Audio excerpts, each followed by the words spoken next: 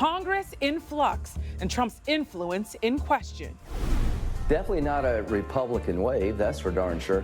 Control of Congress hangs in the balance as a number of key races are still being decided. Donald Trump gives us problems politically.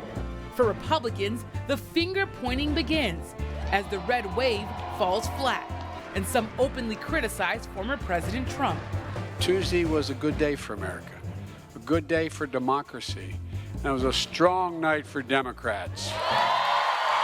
Meanwhile, President Biden celebrates better than expected election results after Democrats defy history. Plus, we will never ever surrender to the woke mob.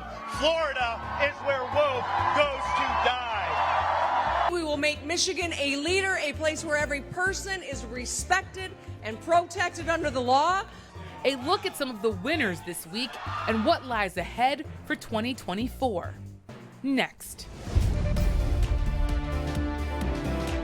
This is Washington Week.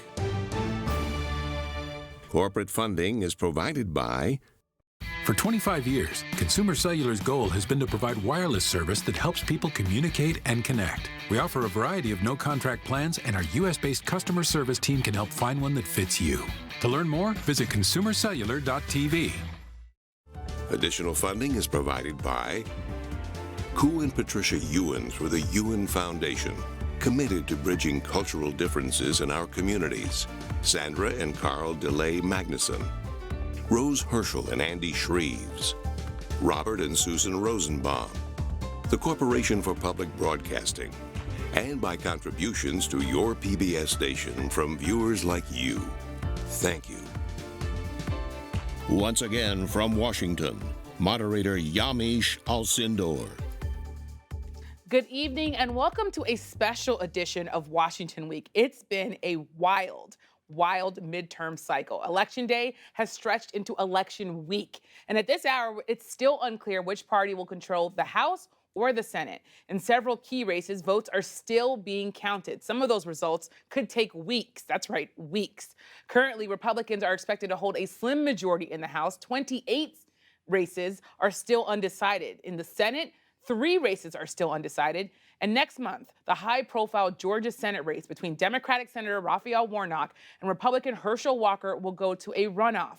That race could end up determining which party controls the Senate. And while there is a lot of uncertainty, what is clear is that the Republican red wave, it simply did not happen. Many of former President Trump's highest-profile endorsements ultimately lost their races. That's led some in the GOP to question whether Trump is a drag on the party while still celebrating party wins. Meanwhile, Democrats, including the president, are praising the results. 2 years ago, when I became leader, Republicans had less than 200 seats in the House. That cycle, we picked up 14 seats. Tonight, we built upon those gains 2 years ago, and it is clear that we are going to take the House back. We lost fewer seats in the House of Representatives than any Democratic president's first elected midterm, at least 40 years. And experts said we couldn't beat the odds, but we did beat the odds. Joining me to discuss all this and more, Dan Balz, chief correspondent at The Washington Post, Weijia Jiang, senior White House correspondent for CBS News, Jonathan Martin, we call him J-Mart, politics bureau chief at Politico, and Ayesha Rascoe, host of Weekend Edition Sunday on NPR. Thanks for all of you for being here around the table. Love to have everyone here. Dan, you have covered politics longer than all of us, so I'm going to start with you. This was the red wave that was it.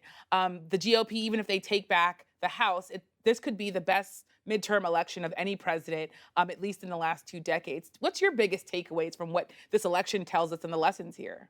Well, you know, having covered a lot of these election nights, this was one of the most astonishing, certainly for a midterm, because it defied almost all the elements of history that we use as guides to let us give a sense of where things are going. I think one of the big takeaways is that Donald Trump has created a different electorate in this country. In 2018, we had record turnout. In 2020, we had record turnout. And in 2022, we had near record turnout. Normally, the party that holds the White House has trouble getting its voters out in a midterm election like this. But in this case, they came in droves. and it defied the expectations. And so as a result of that, you have the party that may well capture control of the House disappointed and fighting among themselves, and the party that could lose the House quite jubilant that they're as close as they are. The Senate's still up for grabs. It's very possible, maybe even likely at this point, that the Democrats hold that. So it's just a year in which it really was a choice and not a referendum on the party in power. And Jonathan, J. Mart, there are a number of races that we said are still not likely to be called, but there's Nevada and Arizona that are those key Senate races. Tell me a little bit about what you're thinking and seeing, both on the House side, but also on the Senate side in terms of where things are heading. Well, I think we're coming on the year tonight, and your viewers should know that there have just been thousands of votes counted in Nevada, and it looks increasingly like Senator Masto, who's the incumbent Democrat there, is probably going to find a path to re-election. She's only down under 1,000 votes now statewide, and there are still 40,000 more votes to come just from Las Vegas and Reno alone, those metro areas. So she appears to be on track. That's important because if she does close that gap and overtake her GOP challenger, that all but guarantees Democrats will hold the Senate, because Mark Kelly in Arizona is even better shape right now than her. And that would make Georgia, for those watching at home, only relevant as to whether the Dems would have a one-seat majority or a zero-seat majority, with the VP breaking the tie. So Nevada is the key, and tonight it looks like Masto is going to be able to hold on. And there's a lot going on the House side, too. Yeah, absolutely. And what's fascinating about the House is that there's drama in terms of both sides of the aisle, in terms of who's going to be in charge. Usually after a House election, at least one party, we know who's going to be leading that caucus. It's now uncertain as to whether Speaker Pelosi, if Democrats do go into the minority, whether or not she would stay, resign, or perhaps stay and serve in the minority, or perhaps, stay and try to serve as minority leader. So she has three options, basically, that are sort of fascinating to watch. There's intense hope among a lot of younger Democrats in the House that there's going to be a passing of the baton to that next generation. But they weren't expecting this election to be so close. And now Pelosi, I think it's more of an open question as to whether or not she will move on. It's a mess with the House GOP because of the opposite. They had high hopes for this election, and now it seems like if they do have the majority, Yamiche, it's only going to be a 3 or 4 seat majority, which is so darn close. It could be even closer than that. And so if that's the case, Kevin McCarthy's going to have a really hard time it sounds like finding the votes, finding the votes to become Speaker, because he has critics on the far right of his caucus that are not going to vote for him for Speaker. That could create an extraordinary story on the floor of the House in January, because you have to get 218 votes on the floor of the House to be Speaker.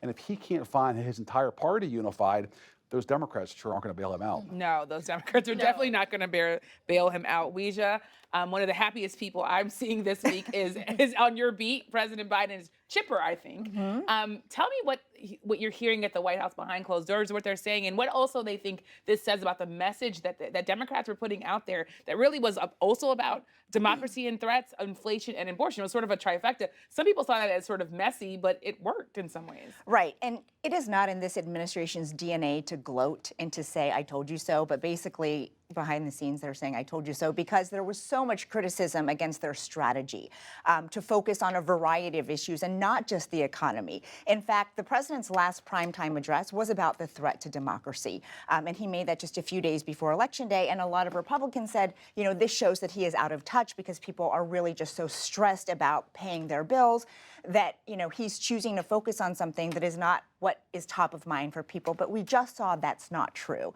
Abortion was a factor. Yes, the economy was a factor. The threat to democracy was a factor.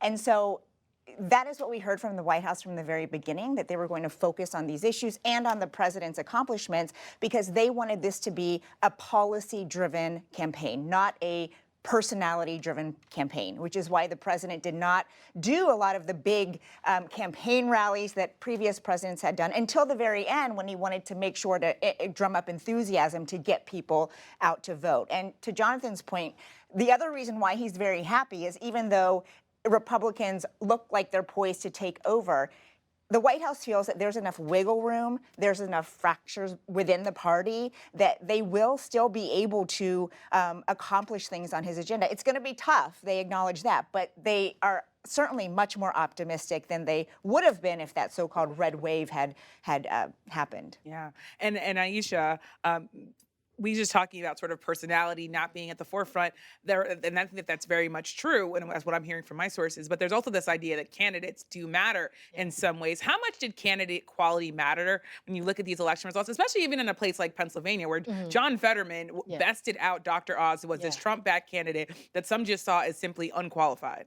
Well, here's the thing. I mean, I think this election was a real test of whether races had been nationalized to the point and whether the electorate was so polarized that basically if you had an R and you were a Republican, they would vote for you. If you were a Democrat, they would vote for you. I think what this shows is it matters who you are because you saw those split tickets. You saw in Georgia where you had Governor Kemp get reelected, right? But then you have Herschel Walker. There were people that voted for Kemp. They did not vote for Walker, right? They did not. And then you see in Pennsylvania where you had Oz, you had someone where, you know, Trump put that thumb on the scale and you got Oz, but people didn't glean to him. People felt like he was a carpetbagger. He was kind of a snake oil salesman. That's what people felt. I'm not saying that's who he is, but that's the way people felt. And that's what happened when it came to, and you saw the results of that. And it really hurt the Republicans. Certainly.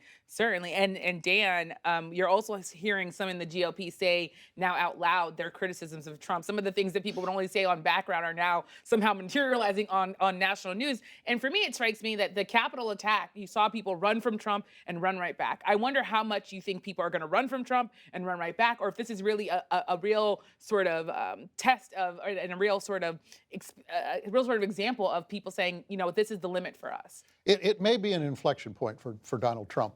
We've said that a lot of times over the last 6 years, and I would say almost every time we've been proven wrong. So I don't want to go too far out on that limb.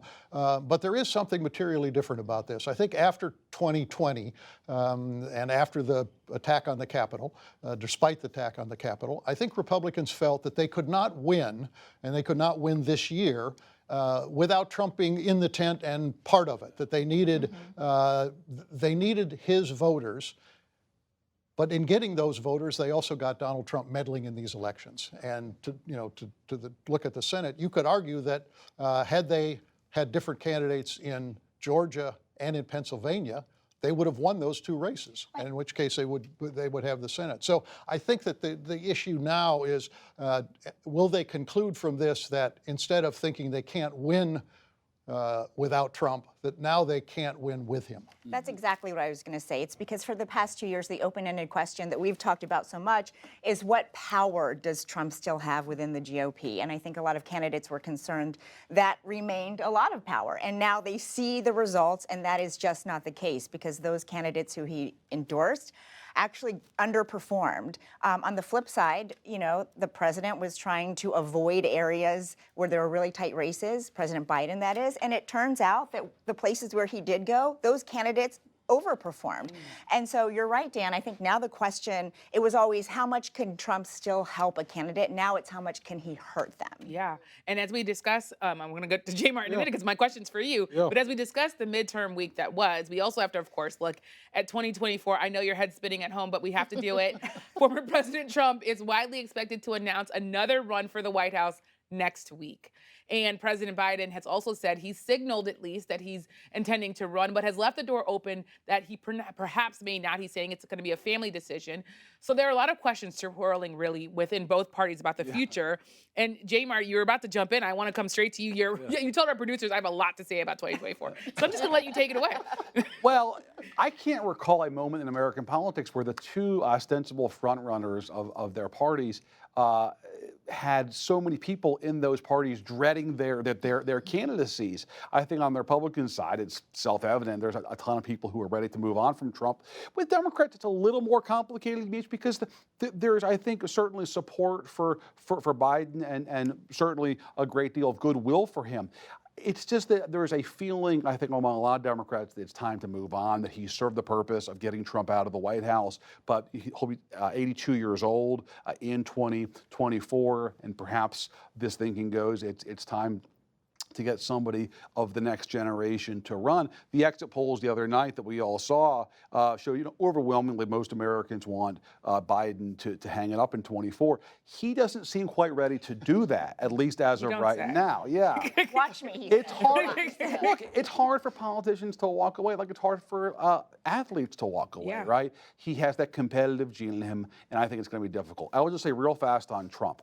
I think what's happening now is this is a conversation that was deferred from 2020 because of what happened in the aftermath of 20 and Trump's denialism about the election. This should have been happening then, because at that point, his party had lost the House, the Senate, and the White House on his watch. But he basically paralyzed. He froze that conversation in 20 because he was so fixated on saying the election was stolen, and he's now put off to today that conversation. And the last thing I'll say is the GOP can tolerate a lot from Trump, a whole lot. What they can't tolerate is losing. And I think that could ultimately be, ironically, with Donald Trump, the biggest winner he claims, his ultimate Achilles heel could be that he's actually a loser. Wow. That could be it.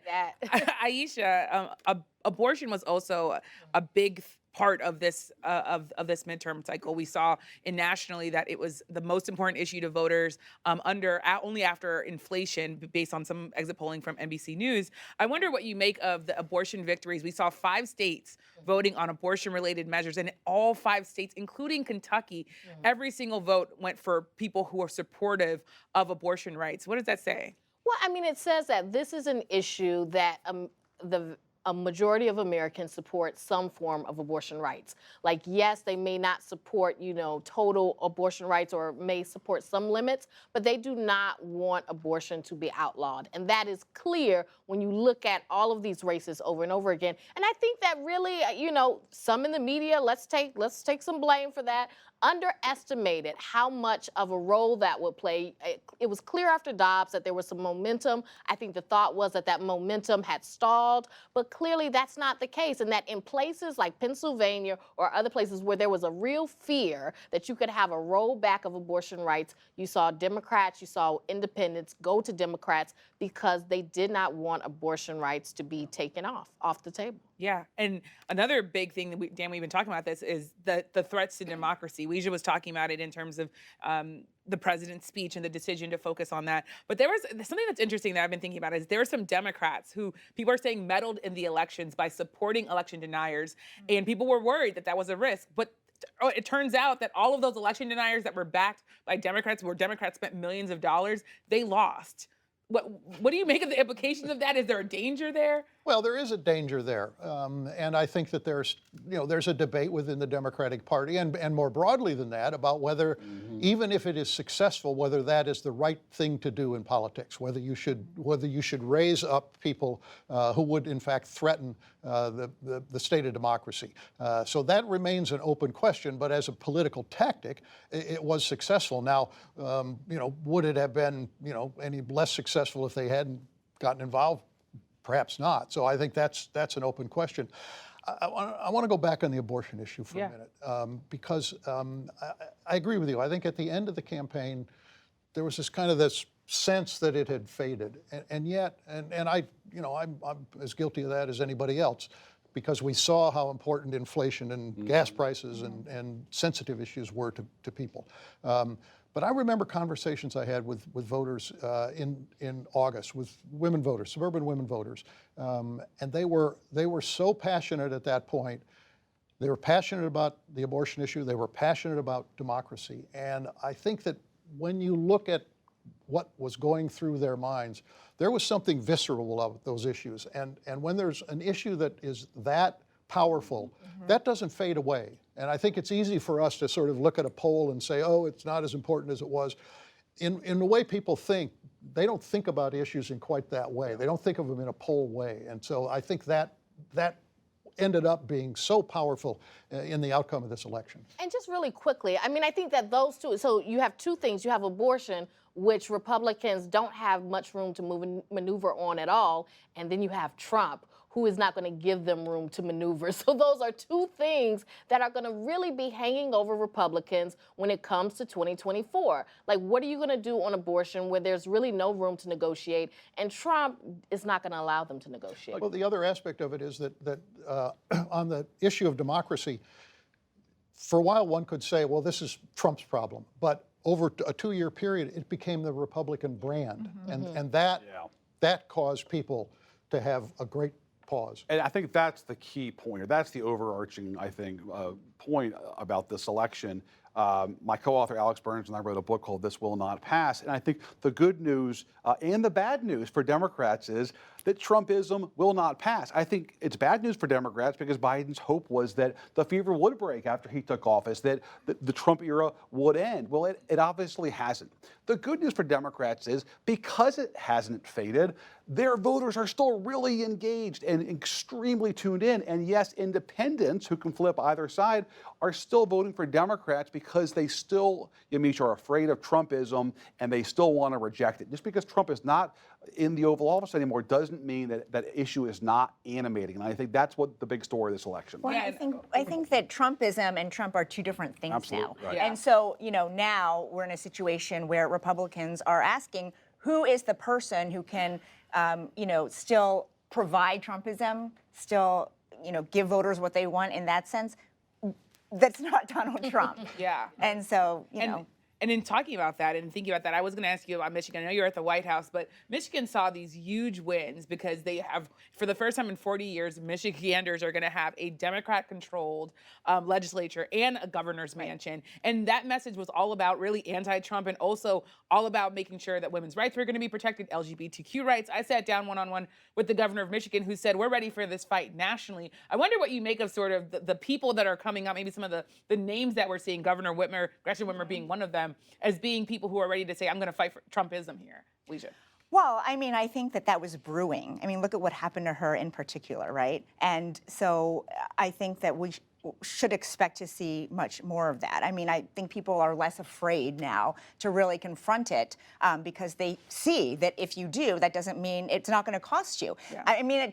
That means, it could actually help you. And so from that sense, I think that, it's not necessarily surprising, but of course, the outcome is remarkable. I have to ask you about Sean Patrick Maloney, Yeah. Because Jay Mark, I wanted to ask you about this because he lost his race even though Democrats are doing well. What's that say? Well, he had this Hudson Valley district in New York State. I think, ironically, because it's seen nationally as this bastion of liberalism, Democrats actually had a really rough go this year in New York, in part because of what was happening in the race for governor, where you had the Democratic incumbent who was an appointed person, not appointed, but someone who had taken office when Cuomo quit, and who was fairly weak comparatively to that state's politics. And I think that helped down ballot and it hurt Democratic incumbents like Sean Patrick Maloney. And I think if Democrats do in fact lose the House, it'll be almost entirely because of their losses, ironically enough, in, yes, New York State. But to go to your point earlier about, I think what Tuesday night also offered us, Yamiche, is a glimpse of, in both parties, the next generation. Yeah. I think certainly on the Republican side, talking about folks like Ron DeSantis, but don't forget these Democrats who were elected Tuesday too. Gretchen Whitmer, overwhelmingly reelected. If you win Michigan twice as a Democrat like that, boy, you are going to be in the national conversation immediately, and she certainly is. But don't forget Josh Shapiro in Pennsylvania, who helped Fetterman a great deal on top of the ticket.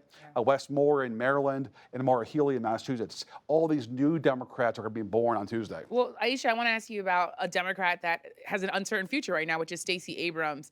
She lost, and there are a lot of people who are saying this is maybe what black women, and I'm hearing this from experts, this is sort of what black women do. They work hard. That Georgia, she was able to mobilize. Georgia's kind of purple because of, some people say because of the work that she did, but she lost her race. But she lost her race. And you do hear from some black women, it has been reported, about the disappointment and the frustration of her you know, coming forward, doing all this hard work, but not really seeing the fruits of that, not for herself. And I think that it is a tough loss. But I don't think that Stacey Abrams, I don't think we need to count her out. I think that she will find a path for herself, whatever that may be. She is a political talent, my goodness. And so I think that the Democrats can find something for Stacey Abrams. It's just not clear what it will be. And in the last 10 seconds here, Weijia, how long can Biden sort of hold off on 2024 if we end up seeing a Republican? Biden time. Clock's ticking. He says he's in no rush. The party, I'm sure, is in a rush, right? Because the 2024 has already started. So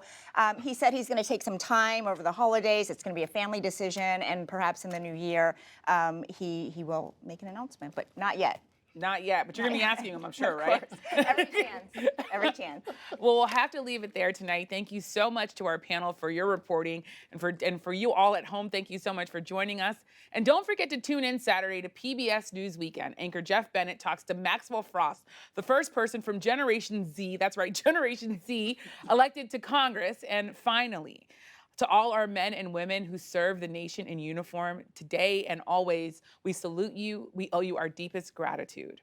I'm Yamiche Alcindor. Good night from Washington. Corporate funding for Washington Week is provided by Consumer Cellular.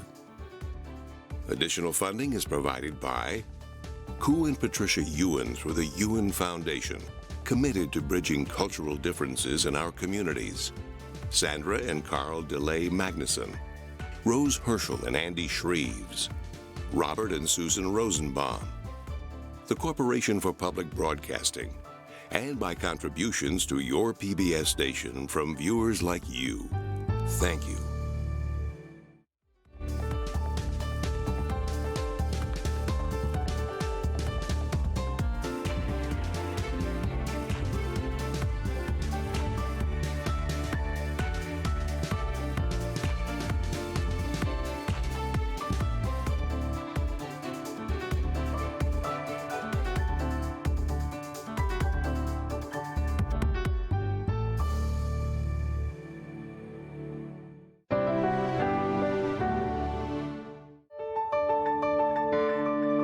You're watching PBS.